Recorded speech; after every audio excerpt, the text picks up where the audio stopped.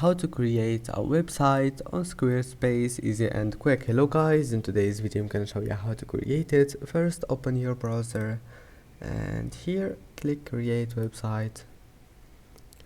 Now just select any type of website that you want, like this one here, and then just click this one here in top corner.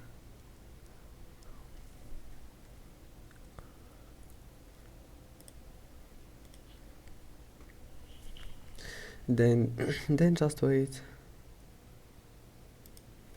and now continue and next, and just select anything you want here,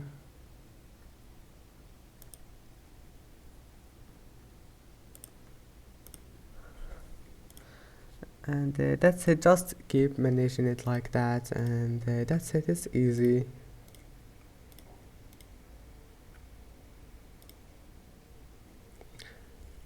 And I hope that can help you, and that's it. You can change it, just click edit and manage here anything you want, and that's it. I hope that can help you, and that's it for today's video. Don't forget to like and don't forget to subscribe, and thank you for watching this video until the end, and see you in the next video.